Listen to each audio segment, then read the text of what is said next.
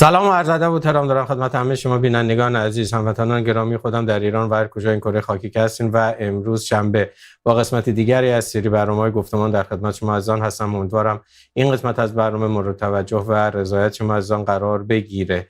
همچنان توافق بین جمهوری اسلامی و آمریکا در حاله از ابهام هست. در روزهای گذشته خبرهای منتشر شد از سوی برخی از رسانه‌ها که گفتن متن نهایی توافق در واقع اولیه بین جمهوری اسلامی و آمریکا تکمیل شده و فقط امضای طرفین در واقع لازم هست تا این توافق تایید بشه. اما بعد از انتشار این خبرها بود که کاخ سفید و جمهوری اسلامی برخی از مقامات اعلام کردند که هنوز اختلافاتی در رابطه با برخی از مفاتن این قرارداد این توافقنامه اولیه وجود داره که ظاهراً دو طرف هنوز نتوانستن بر سر اونها اجماعی داشته باشن و به توافق برسن. از طرف دیگه خبرهای منتشر شد در رابطه با اینکه کشور اسرائیل یا دولت اسرائیل یکی از عواملی هست که مانع رسیدن به این توافق هست یا به هر حال با رایزنی هایی که در پشت پرده با دولت آمریکا انجام دادن. خب به هر حال جزو دولت هایی هست که تلاش میکنه که این توافق اتفاق نیفته و از طرف دیگه خب شرایط در منطقه و در جهان هم به شکلی پیش میره که عوامل بسیار زیادی نقش داره در چشمانداز وقوع این توافق یا عدم وقوع یا عدم اتفاق افتادن این توافق. مسئله جنگ اوکراین، مسئله چین و بسیار از مسائل دیگر که الان میبینیم با شدت و تحت متفاوت میتونن تأثیر بذارن روی موازی دو طرف، یعنی جمهوری اسلامی و آمریکا. الان امروز میخوام بیشتر صحبت کنیم راجع به این که چقدر میشه خوشبین بود نسبت به توافق بین جمهوری اسلامی و آمریکا. اگر این توافق نباشد یا نشود، گزینه آلترناتیو چه هست؟ نقش دولت اسرائیل در رابطه با شدن یا نشدن این توافق چه هست؟ اگر به هر دلیلی یا به هر شکلی آمریکا با جمهوری اسلامی بتونه به توافق برسه، آیا این توافق باید برای دولت اسرائیل هم میتونه الزام آور باشه یا نه؟ دولت اسرائیل ممکن هست که کارها و عملیات مستقلاً انجام بده و در واقع راستای این عملیات ناچارن آمریکا رو هم به هر حال در مرحله دفاع در کنار خودش بیاره. راجع به مسائل بیشتر صحبت میکنیم. همراه ما هستن در این قسمت از برنامه گفتمان جناب آقای مهندس حسن شریعت مداری، سیاستمدار جمهوری خواه، و در ادامه برنامه امیدوارم که در خدمت جناب آقای مهدی فتاپور تحلیلگر سیاسی هم باشیم که هنوز متاسفانه حضور ایشون رو نداریم. آقای مهندس سلام عرض میکنم خدمت شما و بسیار سپاسگزارم از اینکه دعوت برنامه گفتمان رو پذیرفتین. آقای مهندس، سوال اول این که چقدر شما خوشبین هستین نسبت به این توافق یا به هر حال این به نتیجه رسیدن مذاکراتی که در شرایط کنون جمهوری اسلامی آمریکا با واسطه‌گری برخی کشورها دارن دنبال میکنن؟ خب با سلام خدمت شما و گردانندگان تلویزیون کلمه و بینندگان عزیزتون. ببینید، اولا یک تصحیح در ابتدا لازمه. این توافق نامه نیست و توافق نیست، این یک تفاهم نامه است. مموراندوم آف اندرستندینگ سطحش پایین تر از توافق نامه است. معنیش اینه که تفاهم نامه الزام آور نیست، طرفین هر موقع که خواستن میتونن بر علیهش اقدام کنن یا بیرون برن. هدف این بوده که با این تفاهم نامه از یک طرف کشتیرانی آزاد رو در تنگه هرمز که حدود 20 تا 30% انرژی دنیا از اونجا میره و اکنون اقتصاد دنیا رو مواجه با چالش جدی کرده، از اون طرف از طرف دیگه محاصره آمریکا اقتصاد ایران رو فلج کرده. اول این رو نجات بدن و بعد یک پنجره بگشاین به مدت 30 تا 60 روز برای مذاکراتی که نتیجه اون توافق نامه‌ای بشه سر 3 مسئله اصلی که قبل از در حقیقت این ناامن کردن تنگه هرمز وجود داشت و اصل جنگ 19 روزه قبلی بر سر اون بود. یعنی مسئله انرژی هسته‌ای ایران، مسئله موشک‌ها و مسئله نیروهای نیابتی. بنابراین در این مرحله در حقیقت فقط یک مموراندوم آف اندرستندینگ یا تفاهمنامه است و این تفاهمنامه از طرف ایران 14 ماده که آمریکایی‌ها پیشنهاد دادن در مقابلش پیشنهادات متقابلی شده که ما متن هیچ کدوم رو نمیدونیم، با واسطه گری پاکستان شده. ولی چیزهایی که بیرون اومده اینه که ایران در حقیقت پولهایی رو که در قطر توقیف شده فوری میخواد و نقد میخواد، در صورت که آمریکایی‌ها میخوان به صورت اعتبارات نفت در مقابل غذا و بهداشت اینو بدن، یعنی اعتباراتی بدن که اونا نتونن صرف تجهیزات نظامی و پرداخت حقوق پرسنل سپاهی خودشون بکنن. این 30 تا 60 روزه رو حداقل منابع مادی لازم رو برای ترمیم اسلحه ها و آپگرید کردن اونها و تولید اسلحه های جدید نتونن ازش استفاده بکنن.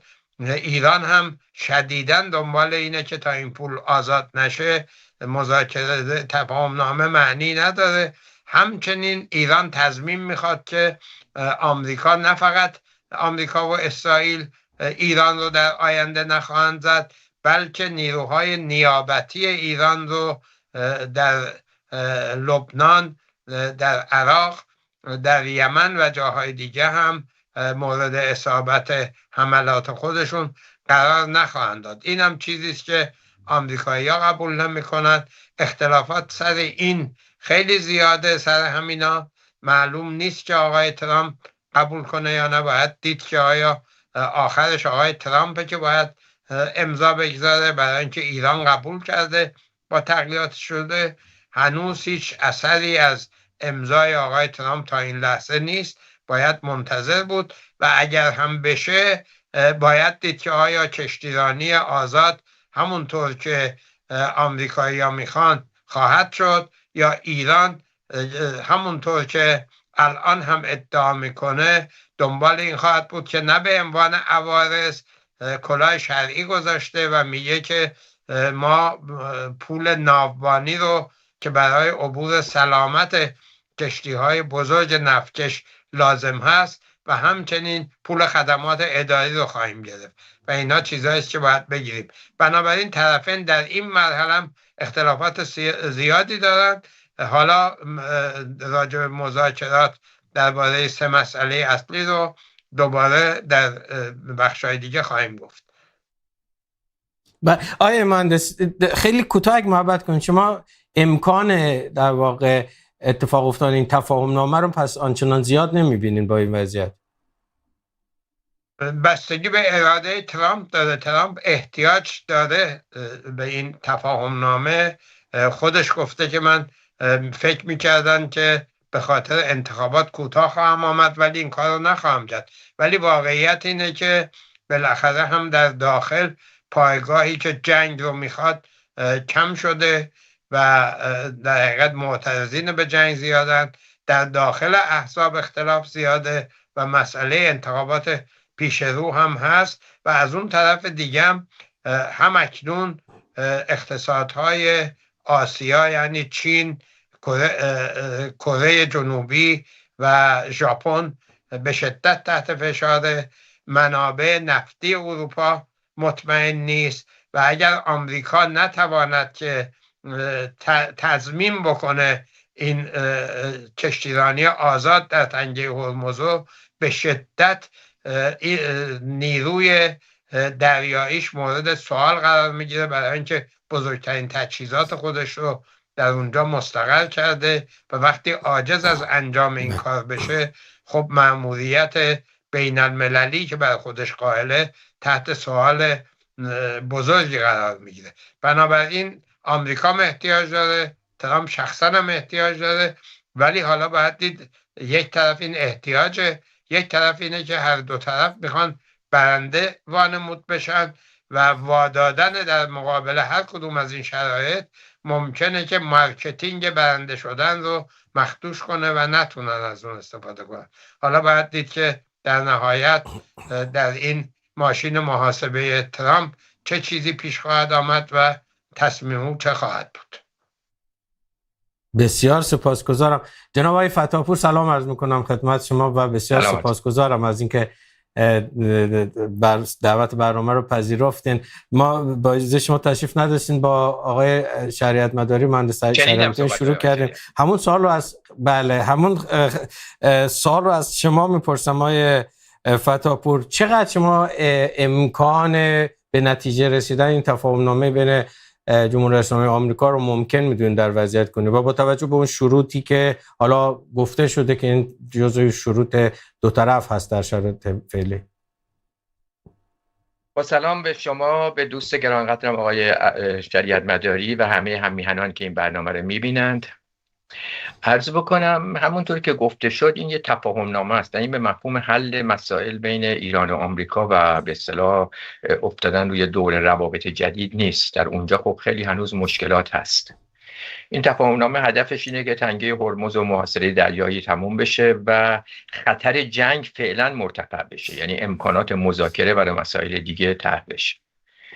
خب نقطه مثبت در اینجاست که دو طرف میخوان این اتفاق بیفته، یعنی هر دو طرف در شرایطی که وجود داره منافع ندارن. منافع هر دو طرف اینه که موضوع خطر جنگ از بین بره. طبیعتاً آمریکایی ها امکانات اگر جنگ بشه خب خیلی بیشتر دارن، ایران این رو میدونه. اونها در این دوره ضربات نظامی سنگینی به ایران وارد کردن، به زیرساخت‌ها، به چیزهای نظامی، به تأسیسات نظامی، و امکان دارن که خیلی شدیدتر از این هم وارد میکنن. از نظر مادی به هر حال اونها از نظر نظامی برتری دارن. ایران هم در این دوره نشون داد که مسئله خاصهای اونها به این شکلی که تصور میکردن امکان پذیر نیست. برای آمریکا این دوره بسیار سنگین بود. کشور آقای ترامپ از زمانی که اومد در مناسبات با همه نیروهای دیگه با موضع برنده جلوه کرد، یا اینکه اینطور جلوه داد یا عمل کرد که ما میتونیم با قدرت اقتصادی، با تسلطی که بر مسائل مالی، بانک بین‌المللی و نقش دلار داریم در زمینه جهانی و با اتکا به امکانات هم تکنولوژیک و نظامی که داریم، اقتصادی که داریم، دیگران رو وادار بکنیم که شرایط ما رو بپذیرن. موضوع تعرفه ها رو در واقع در هر کشوری مثلا من جمله اروپا تا حد زیادی تلاش کرد و موفق هم بود که خواستهاش رو اجرا بکنه. تنها جایی که موفق نشد و شکست خورد در این جنگ چین بود، اون هم به دلیل خب این که با یک اقتصاد قدرتمندی روبرو شد و امکاناتی که چین در رابطه با تسلط و منابع فلزهای کمیاب داره.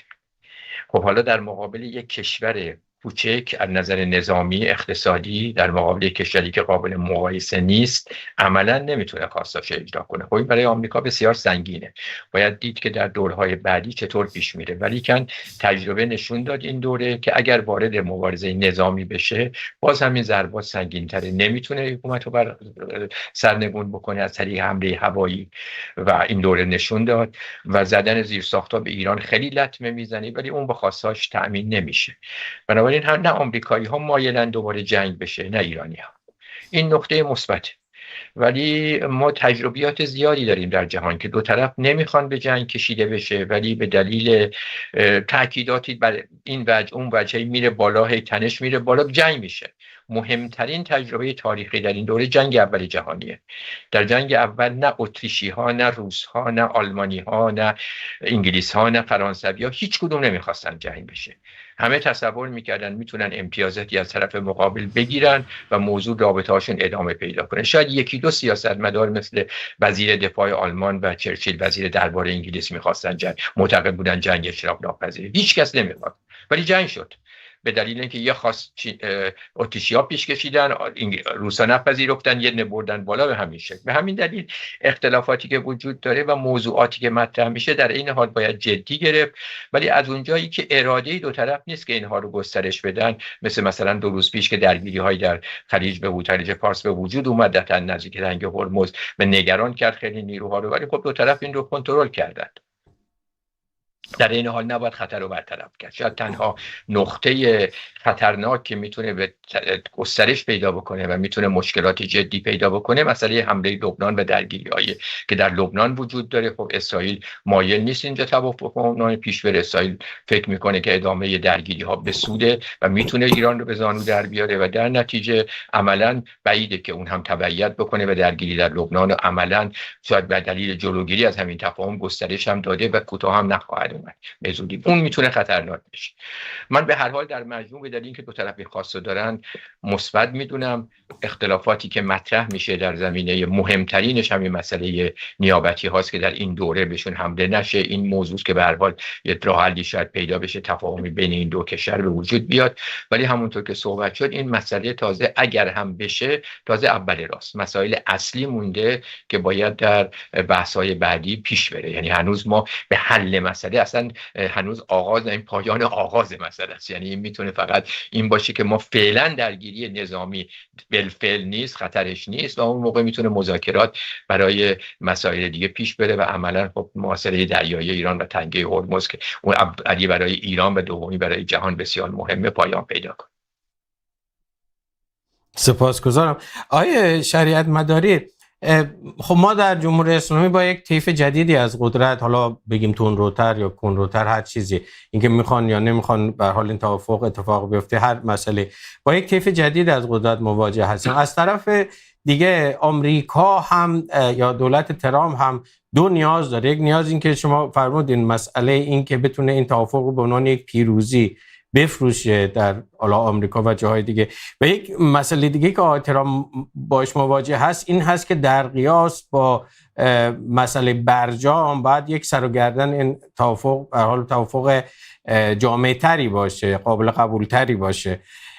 آیا به نظر شما در این فضایی که الان هست، طبیعتا ما 3 ماه یا 6 ماه دیگه نمیتونیم اما صحبت هایی که الان هست، مسائلی که مطرح هست، روی مسائل خصوصا هسته نیابتی ها، اینها، شما این پتانسیل رو میبینین که جمهوری اسلامی بخواد این توافقی که از برجام بهتر باشه رو به آمریکا بده، یا نه ممکنه بیفته دور لجبازی و رو کم کنی و واقعا بخواد این مسئله رو به سمت یک انحرافی یا حتی شروع یک نزاع دیگری پیش ببره؟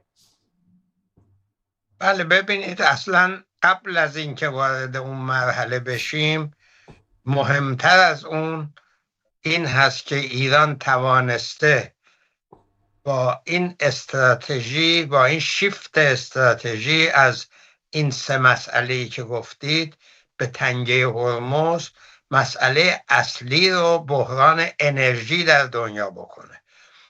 یعنی در حقیقت جنگی رو که آمریکا و اسرائیل آغاز کرده بودند برای مهار اون 3 مسئله بود. با این قماری که ایران بر سر ناامن کردن تنگه هرمز، یعنی جمهوری اسلامی بر سر ناامن کردن تنگه هرمز کرد، مسئله اصلی رو به اونجا بود. چرا؟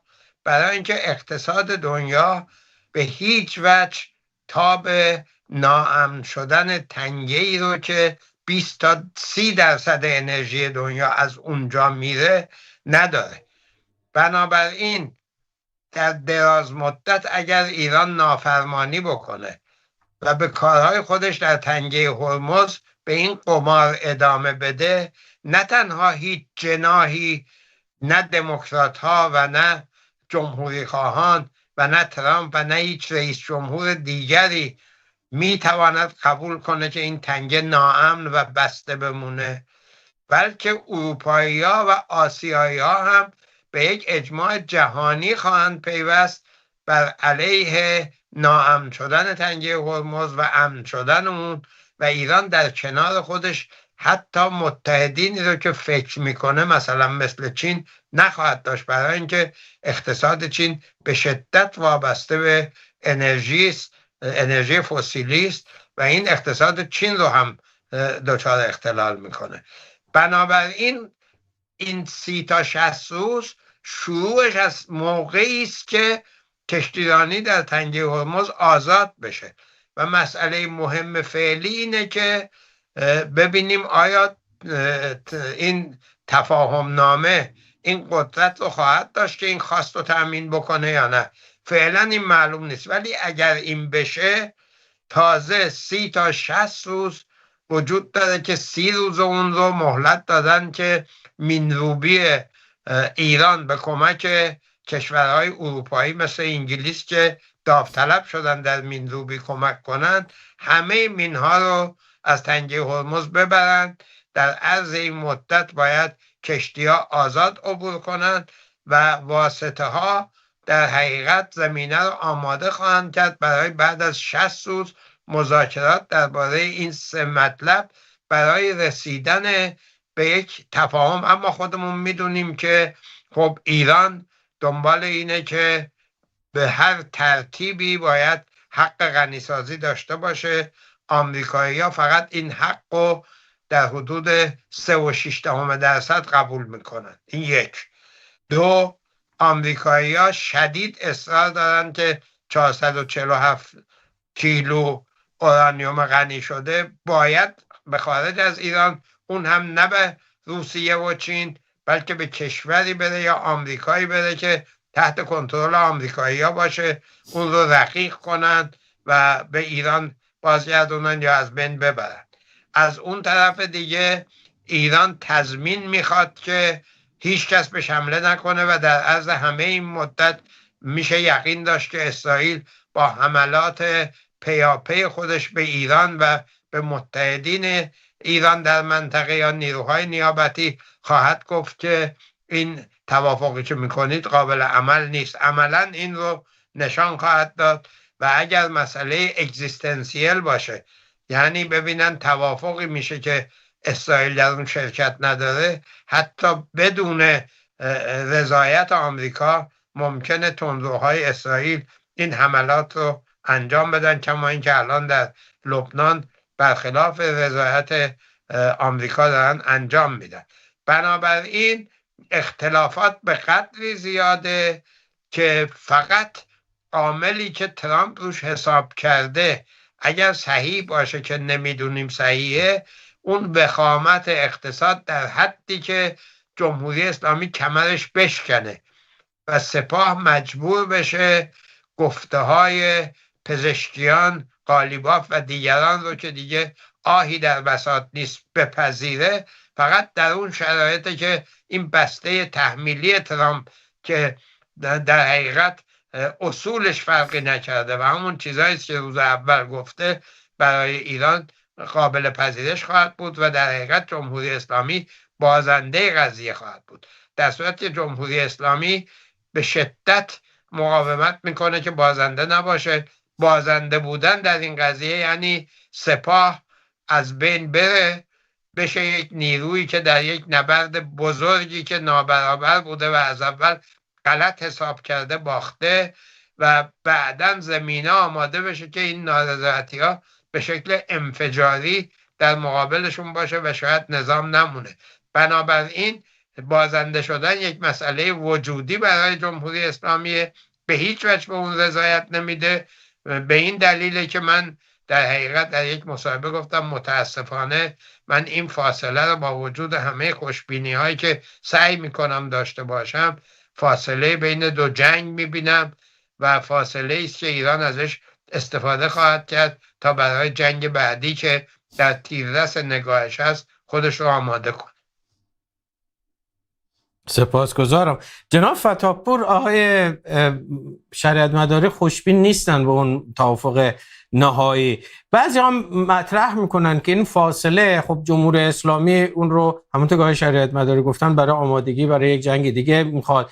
دولت آمریکا هم برای پشت سر گذاشتن یک سری موانع مثل جام جهانی و مسائل انتخابات و اینها میخواد به هر حال خیلی چیز نباشه، یک سری بسترها رو آماده بکنه. اما دورنمای نهایی هر دو طرف در واقع این هست که یک جنگ دیگه اجتناب ناپذیر هست. حالا فارغ از مسئله اسرائیل که حتما در دور بعد در مورد صحبت میکنیم، حتی آمریکا و جمهوری اسلامی هم شکاف اونقدر زیاد هست که رسیدن به یک توافقی که بتونه خواسته های دو طرف رو برآورده بکنه رو خیلی بعید میدونن. نظر شما چه است در این رابطه؟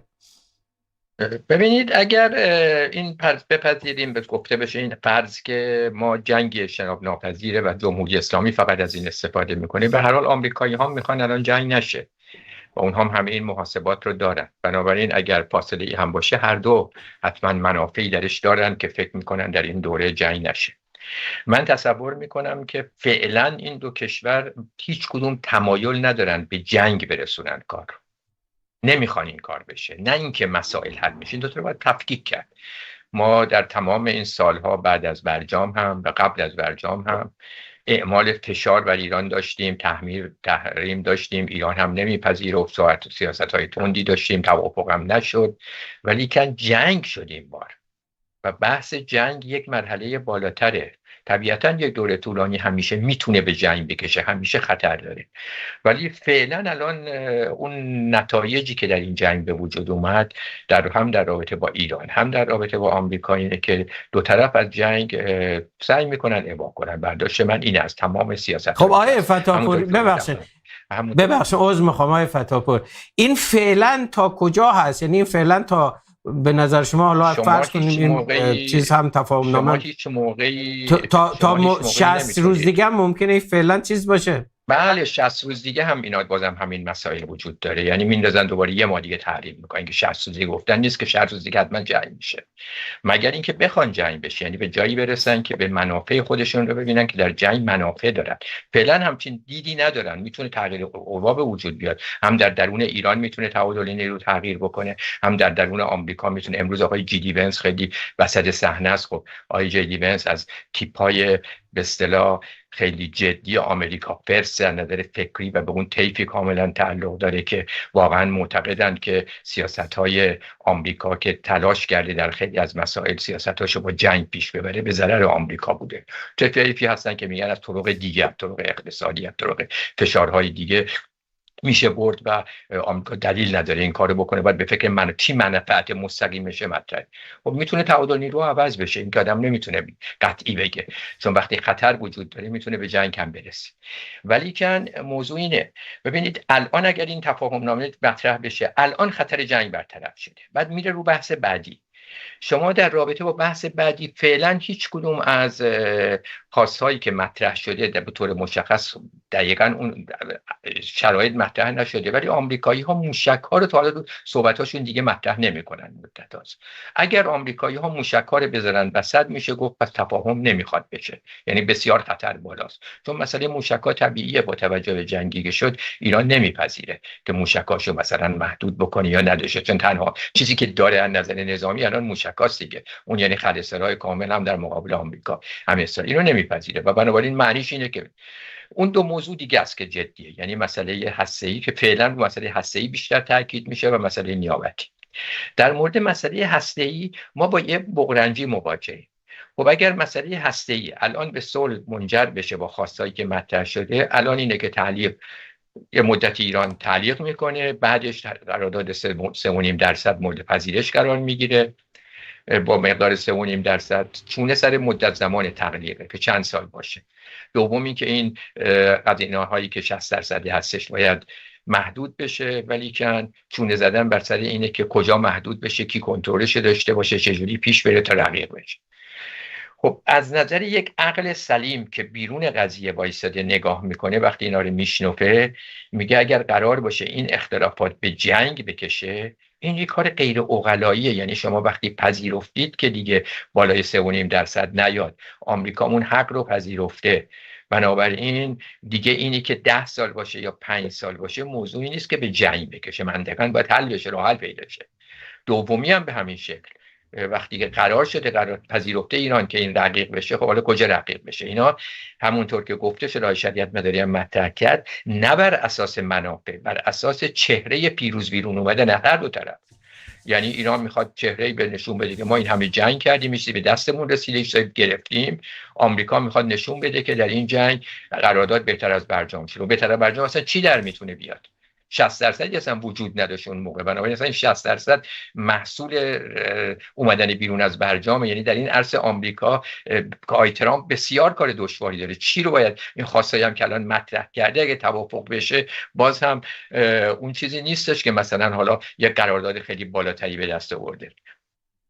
دشواری قضیه اینجاست. دومین قضیه هم که در رابطه با مسئله تحریماست که تو چه پروسه‌ای طی بشه که بسیار دشواره. اونجا طبیعتاً خیلی دشواره. آمریکایی‌ها حتما مسئله تحریم‌ها رو به کل مناسبات گره خواهند زد و اینکه چه پروسه‌ای چه کم بشه اونجا کار دشواریه. یعنی منظور من اینه که ما در یک دوره طولانی مذاکره همین شکلی که داشتیم و یه چیزایی نزدیکتر و دورتر داریم. ما تا مرحله عادی شدن روابط ایران و آمریکا فاصله زیادی داره.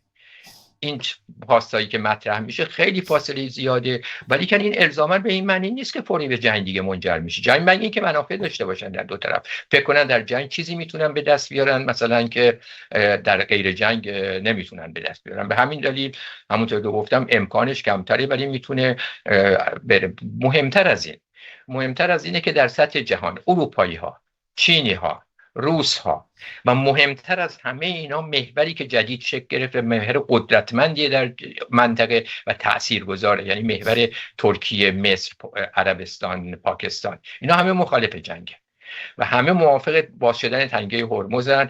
صحبت تنگه هرمز که شد، ایران نمیتونه اصلا تنگه هرمز دراز مدت نگه داره. این کار اگر در کوتاه مدت یه منافع سیاسیش باشه، در دراز مدت ضربات سنگینی بهش وارد میکنه.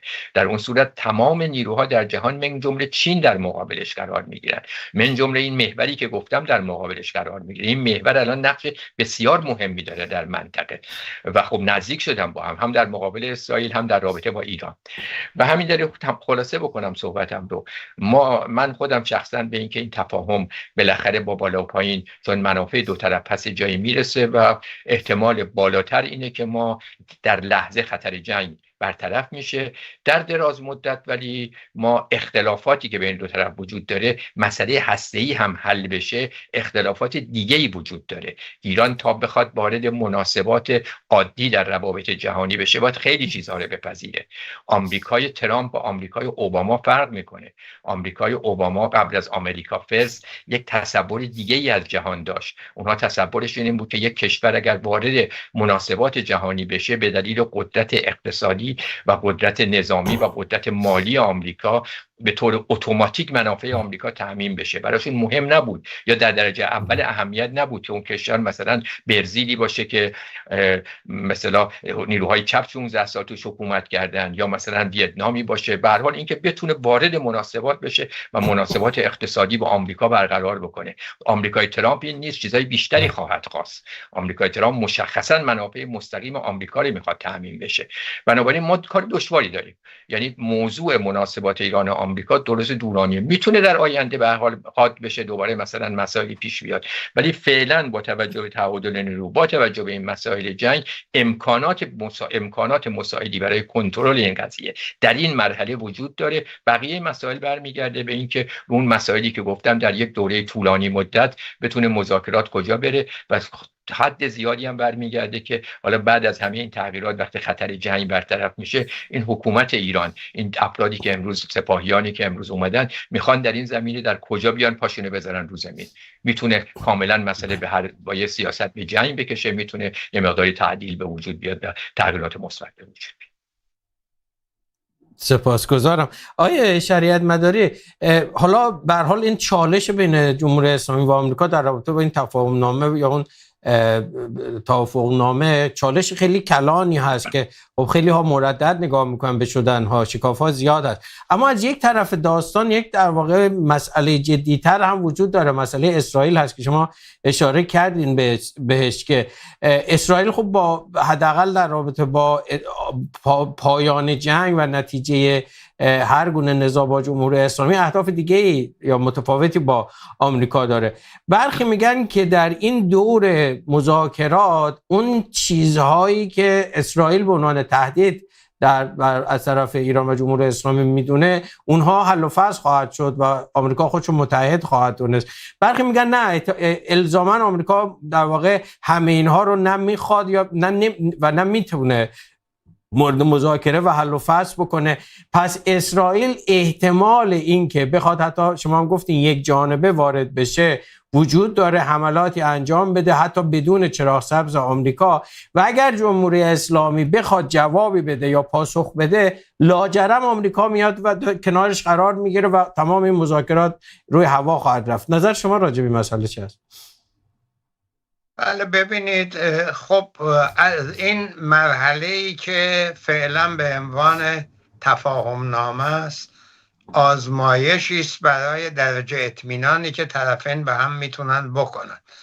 اگر به توافق نرسند بین 1 تا 3 هفته وضعیت اقتصاد بین المللی طوری دچار بحران میشه و قیمت نفت طوری بالا میره که در همین مرحله یک اتحاد بزرگی بر علیه جمهوری اسلامی ایجاد خواهد شد و این بار جنگ دیگه بدون پشتیبانی بین المللی و فقط آمریکا و اسرائیل نخواهد بود. اگر این اشتباه رو جمهوری اسلامی بکنه، برای اینکه اینا جیب بزرگی دوخته بودند و هنوز هم بین سپاه این است، این نیروهایی که در مذاکره هستند در حقیقت نیروهای نیابتی سپاه هستند. اینا سپاه اگر نبگه به این مذاکرات، آقای قالیباف و پزشکیان و شورای امنیت و اینا توی میدان نیستند و کاری نمیتونن بکنن. در حقیقت اینا دارن از طرف سپاه صحبت میکنن، برای اینکه سپاه در لیست تحریم آمریکاست و آمریکا مستقیم با سپاه نمیتونه وارد مذاکره بشه. بنابراین مسئله اینه که واقعا چقدر این مسئله در ایران حل شده و آمریکا چقدر حدس میزنه که فشار اقتصادی بر روی ایران زودتر از فشار بر اقتصاد بین المللی عمل خواهد کرد و اینها رو به نرمش باز خواهد داشت. این 2 تا عامل مهمه. اما اسرائیل رو که میگید، ببینید اسرائیل از یک طرف بغرنجی مسئله اینجاست، اسرائیل متحد آمریکاست بر علیه ایران در همه تاکتیکا، ولی از لحاظ استراتژی یک تفاوت عمده وجود داره. اتمی شدن ایران، موشکاش، حتی نیروهای نیابتی مسئله وجودی و اگزیستانسیل برای آمریکا نیست، ولی مسئله وجودی و اگزیستانسیل برای اسرائیل است که ایران، جمهوری اسلامی شعار میداده که باید از صفحه روزگار محو بشه. بنابراین ممکنه ترامپ در یک مرحله‌ای به نوعی به توافقی رو بیاره که اصلا اسرائیل از اون خبر نداشته باشه، یا اینکه خبر رو خیلی دیر بده، یا اینکه اگر هم خبر میده وقعی به نظریات اونا نگذاره. در این صورت اسرائیلیا بیرو درواسی گفتن که ما از موجودیت خودمون دفاع خواهیم کرد و بنابراین اون چی که شما میگید، خب از یک طرف آمریکایی‌ها یک متحد بسیار قوی در خاورمیانه رو که با پیمان ابراهیم و نقش اقتصادیش میخوان بقیه هم بیارن و این رو مرکز آینده خاورمیانه بزرگی بکنن که در نظر دارن هست. از یک طرف وقتی اساس بر این باشه که توافق بشه، خب این اختلاف استراتژیک از یک طرف 2 متحد تاکتیکی با اختلاف استراتژیک است، از اون طرف دیگه هم ایران شعاری میده که آمریکا باید از منطقه بره. خب این بالمحال به نفع چین و روسیه و عرض به خدمتون حتی اتحاد جدیدی که داره ایجاد میشه به عنوان مثلا ناتوی اسلامی هست میتونه باشه، ولی از این یک رویای استراتژیک است. در عالم عمل و در سطح تاکتیکا نه روسیه و نه چین اتحاد کامل نظامی با ایران ندارند. کمک های میکنن ولی میخوان درگیر این منازعه نشن. پس پیچیدگی اینجاست که یک طرف 2 متحدی هستن که اتحاد تاکتیکی دارن، اختلاف استراتژیک، یه طرف 3 متحدی هستن که در حقیقت از لحاظ استراتژیک یک رویای مشترک به هم وصلشون میکنه ولی از لحاظ تاکتیکی منفعت مشترکی ندارن. ایران در این مرحله تنهاست برای اینکه چین به انرژی فسیلی احتیاج داره، روسیه به بازار مطمئن نفت احتیاج داره و همچنین به هیچ وجه خوشش نمیاد که در همسایگیش یک قدرت نوظهوری که خودش رو آلترناتیو قدرت در خاورمیانه میدونه ببینه و این رو تحکیم بکنه. بنابراین در مسئله‌ای که شما میگید در حقیقت امکان درگیری منطقه‌ای اونطوری که سپاه خوابش رو میبینه کم وجود داره. مهم اینه که اسرائیلیا اگر بهشون فشار بیاد حمله خواهند کرد. ایران هم موشک‌هایی رو داره که اونها رو خواهد زد و این آمریکایی‌ها در نهایت مجبور خواهند شد که به هواداری اسرائیل در این جنگ شرکت بکنن.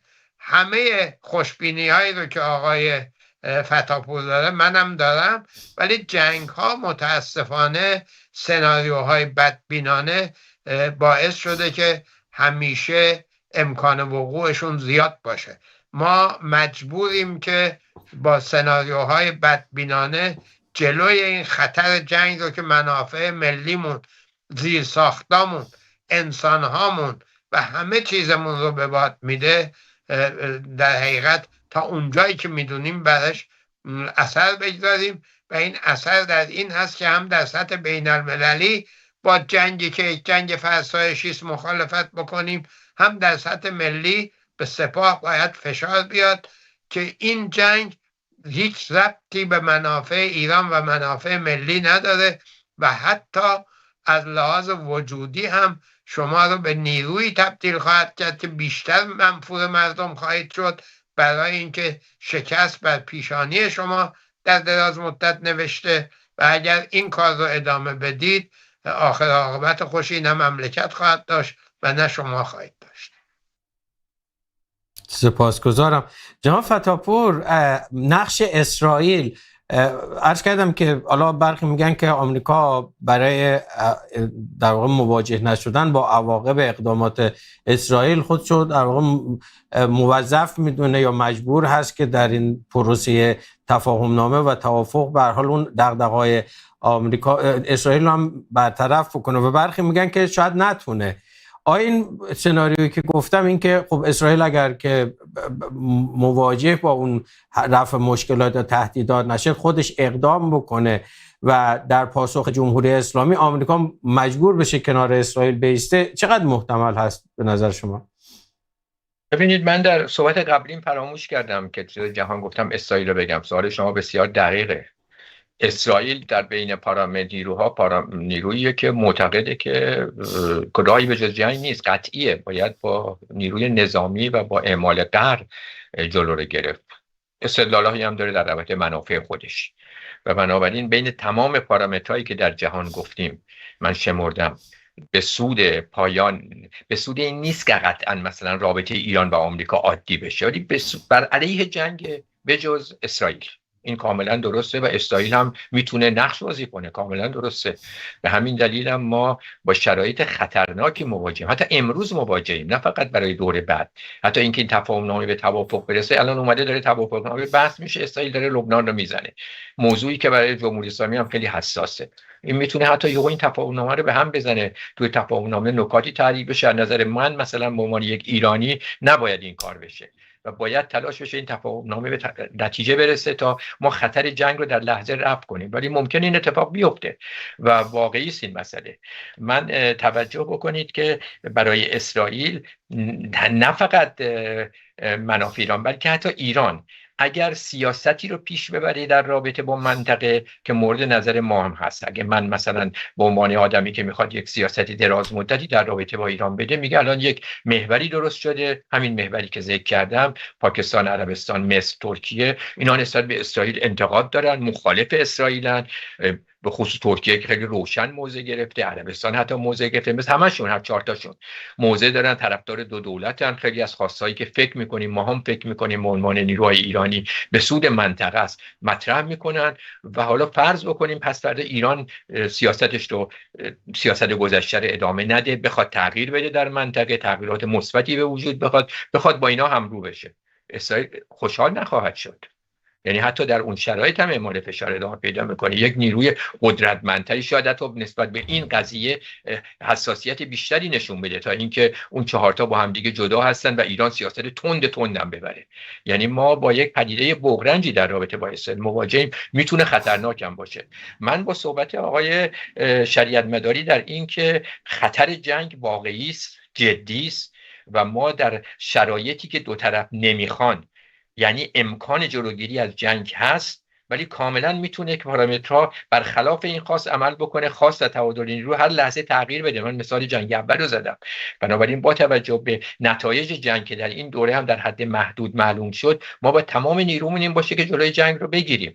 طبیعتا اگر من به این نتیجه برسم که اجتناب ناپذیره و به هر حال جنگ میشه، در اون صورت دیگه خب این حرفی که خطر جنگ رو بتونیم جلوش رو بگیریم کاربرد نداره و جنگ خواهد شد و ما سیاست در این عرصه‌مون فقط حرف خواهیم زده، فکر نمی‌کنیم به عملی باشه. من فکر می‌کنم عملی است، یعنی میشه، امکان پذیره که در شرایط کنونی عینیتی وجود نداره که جنگ رو اجتناب ناپذیر بکنه، حتی با وجود همین حکومت‌هایی که وجود دارن.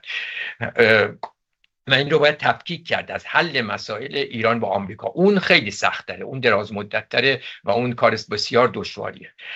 تمام بکنم قضیه رو، جنگ مسئله که مصیبتش به سود به ضرر همه کشورها بوده، همه کشورهای منطقه ضرر دیدن، حالا به جز اسرائیل که فکر میکنه اون هم ضرر دیداری، فکر میکنه که منافع دراز مدتش نیست و باید تمام نیروی، فکر به نظر من تمام نیروی اپوزیسیون ایران، تمام نیروی کسانی که بر آینده هستن در جهت اینکه این امکان جنگ مجددا درگیر نشه، مهمترین مسئله ایران و از اقدامات و از خواستهایی که بتونه جنگ رو مرتفع بکنه باید تایید بشه و تقویت بشه.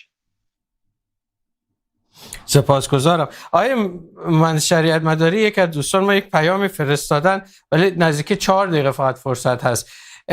حالا خلاصه پیامشون این هست که آمریکا اول که آمده فقط مسئله تهدید جمهوری اسلامی، مسئله موشکی و هسته اینها نبوده، یک نگاه دراز مدت‌تر یا کلانتری هم داشته، مسئله چین بوده و گفته آیا همچنان آمریکا با توجه به تجربه‌ای که پشت سر گذاشتن این نگاه رو دارن، یعنی از دل این اتفاقات میتونن همچنان در واقع اون اهدافشون راجع به چین هم رو به دست بیارن یا نه الان در واقع خلاصه شده و مجبور هست که اکتفا کنه به همین مسائل مثل هسته‌ای و موشکی و نیابتی و اینها؟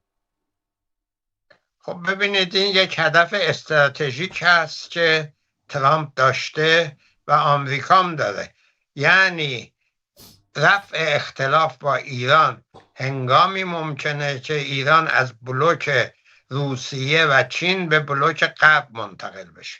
بین ایران و آمریکا رفع اختلاف یا در این حالته یا موقعی که در حقیقت با آمریکایی‌ها روابطش حداقل به اندازه چین و روسیه صمیمی بشه و منافع اونها هم حفظ بشه. این هم حداقل کاره، ولی این یک هدف استراتژیکه، هدفی حداقلی که ترامپ بدون اون از این مخاصمات بیرون نخواهد رفت، چون فقط در این صورته که میتونه بگه من برندم، اینه که یک، حق غنیسازی رو 3.7% و با 20 سال فریز به ایران بده یا 10 سال فریز بسته به مذاکرات، 447 کیلوگرم اورانیوم 63% غنیسازی شده رو هم موفق بشه که از ایران بیرون ببره و به آمریکا یا به کشور تحت کنترل خودش منتقل کنه. این حداقل چیزی است که ترامپ در صدد به دست آوردنش. خب این واضحه که درست همون جایی است که اگر پیش بره ترامپ خواهد گفت که من بردم و بنابراین سپاه در این حالت احساس باخت خواهد کرد و اینه که شدیداً مقاومت میکنه. این که میگیم جنگ اجتناب ناپذیره با این داده هاست، معنیش این نیست که اگه این داده ها عوض بشه بازم اجتناب ناپذیره. ما باید فشار بیاریم تا این داده ها عوض بشه. باید فشار بیاریم که سپاه به مردم بگه که به چه دلیلی غنیسازی چیزی است که اگر ازش بگذره و 3.7% و فریز 20 ساله رو رضایت نده منافع ملی رو تأمین میکنه.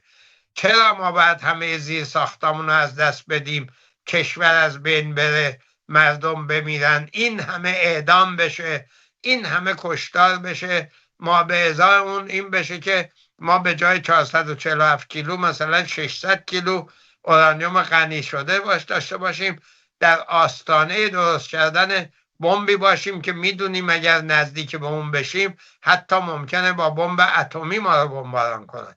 این کجاش به نفع مملکته؟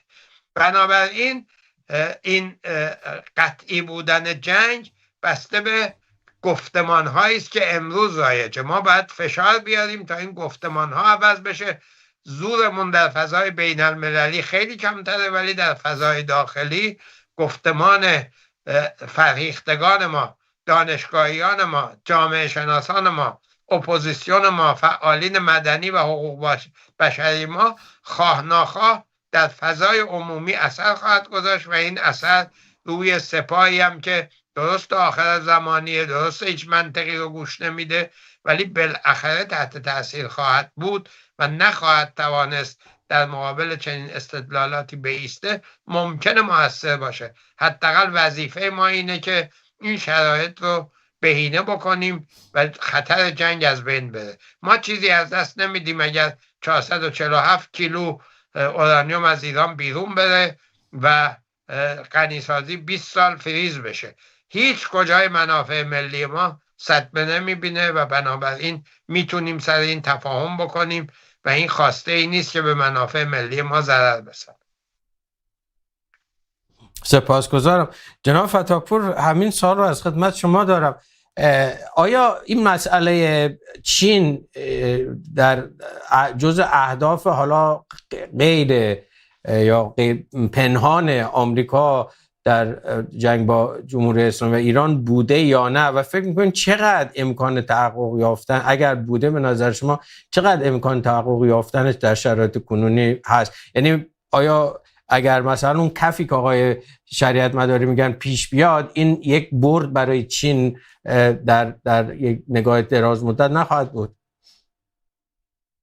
ببینید، مسئله این که ایران در رابطه با در مناسبات جهانی کجا پیش ببره یه امر دراز مدته، بسیار دشوار. الان میگم صحبت میکنم که چه خواستاری میتونه مطرح باشه.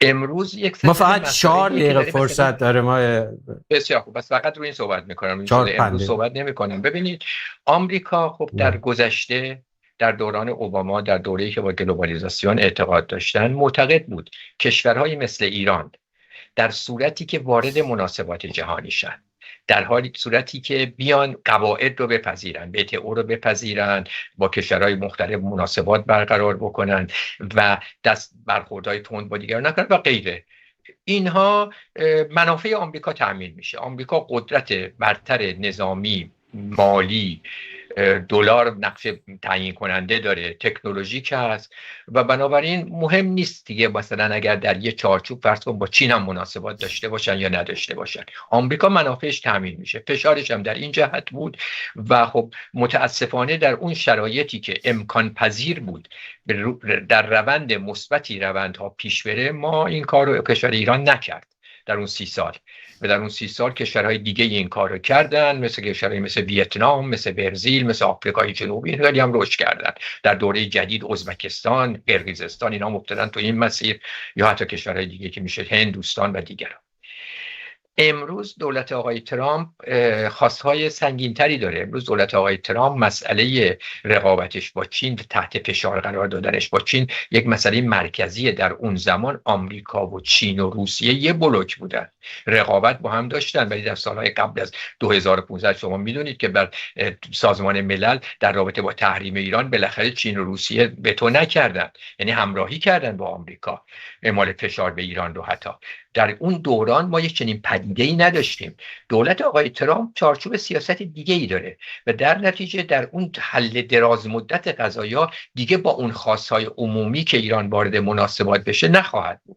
در رابطه با مناسبات جهانی، نوع مناسبات با آمریکا، نوع مناسبات با چین، نوع مثلا در رابطه با ونزوئلا الان می‌بینیم در رابطه با فروش نفت تا حد زیادی حتی کنترلش رو دست خودش گرفته. این نبوده که ونزوئلا بیاد تو مناسبات جهانی نفتش رو بفروشه، کنترل داره میکنه، نفت دست کنترل بگیره، منابع طبیعی رو تحت کنترل. یه چنین استراتژی مورد نظرشونه و اعمال فشار قرار دادن و تضعیف چین. بنابراین صحبتی که شما می‌کنید مناسبات با چین در رابطه دراز مدت ایران با آمریکا قطعا این موضوع یکی از مسائل مرکزی خواهد بود. ولی در موضوع مسئله جنگ که امروز مطرحه، این هنوز یک چیزهایی اومد بیرون که خواست ترامپ که در این جهت بود حتی به ضررش شد. یعنی امروز برخلاف اینکه آمریکا میخواست با این اعمال فشار به ایران، با این حمله ایران رو یه مقداری جدا بکنه از احتمال این وضعیت رو به وجود بیاره که مناسبات رو در سمت آمریکا گسترش بده، به عکس شده. امروز چین موقعیت بهتری پیدا کرده. کشورهای منطقه، همین محوری که زدم الان، خب پاکستان و عربستان مناسبات بسیار گسترده‌ای با چین دارن و کلا اونها مناسباتی که آقای ترامپ نوع برخوردی که کرد حالت نقد دارن، به سودش نشده و فعلا اینا اومده مقدم شده. این تنگه هرمز شده و بالا گردن. مسئله ضرباتی که به منطقه خورده، به امارات خورده، به قطر خورده و دیگران خورده و آمریکا به عنوان قدرت جهانی نتونسته جلوش رو بگیره، اینا خورده، اینا شده مقدم. فعلا این مسائل مقدم اصل کاره و باید ما هم همه تلاشمون باشه تو این مسائل در مسیری پیش بره که برخوردهای غیر عقلایی که میشه عمل نکنه و بتونه در جهت منافع کشور ما عمل بشه. ولی کن در دراز مدت سوال کننده صحبت درستی میکنن. ما نوع مناسبات ایران در جهان مباحث بعدی هست که اون موقع باید بر اساس اینکه چی طرفین رو میز بگذارن، ما هم در جهت منافع ملیمون نظر بدیم که در اون زمینه ها ما خودمون چه میگیم.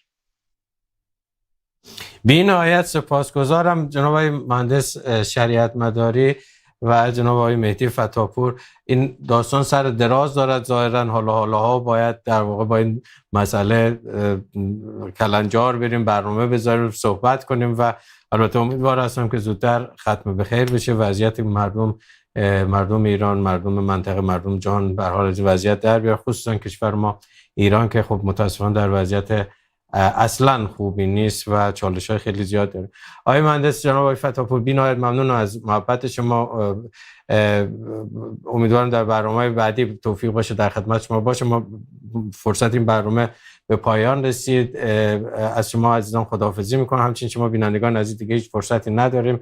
امیدوارم شنبه هفته آینده باز هم در خدمت شما باشم و تا هفته آینده همه شما عزیزان رو به خداوند بزرگ و منان میسپارم. خدا یار و نگهدار شما.